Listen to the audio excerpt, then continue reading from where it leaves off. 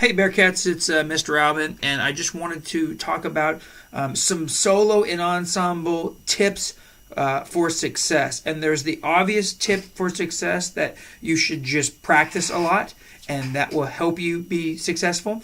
You heard me say that a lot. Practice, like a lot, and you will get good. That's the general goal. But I'd like to talk about some other things. I think hydration is a big deal when we're talking about kids. So the 2 days before competition, you should hydrate with water. You should stay away from coffee. You should stay away from energy drinks. You should stay away from lots of tea. Anything that really dries you out. So Friday night, you should think about lots of water. Saturday morning, you should think about lots of water. And then Saturday, through your performances, you should just drink water to keep everything saturated in your mouth. Keep that cotton mouth away from you. And I think that will be really good for you. All right, dress for success. We want this event to be a formal event. You don't have to wear your tuxedo or your dress for this, but you do have to dress nice. You do have to dress for success. It should be Sunday best. There should be no blue jeans, no tennis shoes, no t-shirts. Everything should be ironed and tucked in with a belt. And you should just look nice. Sunday best is usually the easiest way to explain it, but I know some kids go to church and blue jeans are acceptable at church. They're not acceptable for a competition like this. You should look very, very, very nice. All right, organization. I think when you walk in the room and you've got your score, you should have a few things on the score. Obviously, you should have your name and school on the score. That's like two things immediately. You should probably also have the room that you're performing in, the judge that you're performing with, what time you perform, and then obviously all the measures need to be numbered in your music. Okay. Now, when you hand the score to the judge and they see all that information on it, they're going to be like, "Wow, this kid is really organized," and it's going to help you. You're already dressed up the part. You've already practiced a lot. You hydrated the night before, and then it's like this. You're doing good so far. So those are some small tips there. You should walk in with a smile on your face, and you should be very personable to the judge. I think it's really smart for you to introduce yourself, to introduce your piano accompanist, and to tell the judge what you're performing. All right, so if I walked in the room, I would be like, "Hello, my name is Jake Alvin.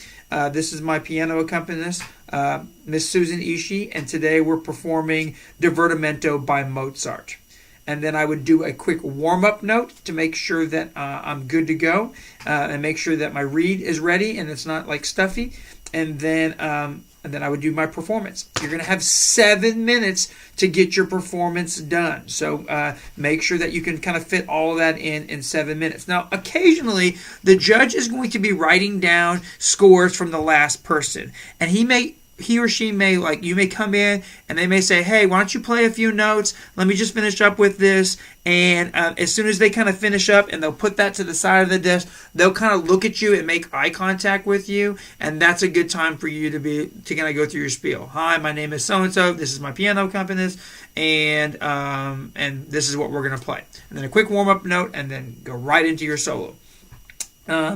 At the very end, I think it's very smart and very personable to thank your judge by their name. Say, "Hey, thank you, Mr. Baker, for coming to listen to me today, and I hope you have a great day."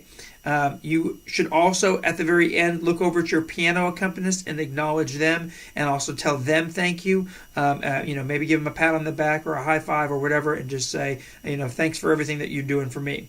And then the last thing to think about is your time slot. Now, I've organized your time slots in terms of piano accompanist, and not so much what you're playing. So let's say you're in Mr. Baker's room, and you're in there between your piano accompanist is in there between 9 and 11 a.m.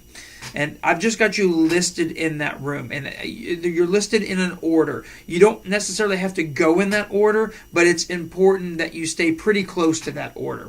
Otherwise, it's kind of chaotic, and the contest will run behind. And we don't need the contest to run behind. The contest needs to run on schedule. It needs to move forward. So let's just say you're playing the song Sonata. And you're supposed to go at 9:30.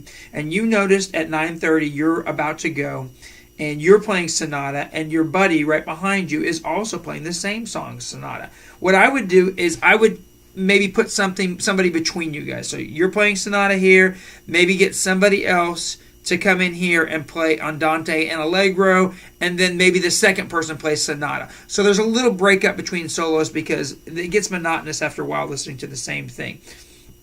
That doesn't mean if you have a 9:30 time slot, you should show up at 10:30 to do your solo. You need to be there as close to 9:30 as I've already kind of put on the form. That way the contest again can just kind of move forward in a regular basis. All right, that's it, guys. Those are some tips for some success. Practice, hydrate, dress for success, organize your music so that when the judge gets it, it looks nice and professional. Have a smile on your face. Thank your judge, thank your piano accompanist, and then just organize your time in the hallway so that it runs smoothly and effectively. And that's it for solo and ensemble. It's just right around the corner. Keep up the practice.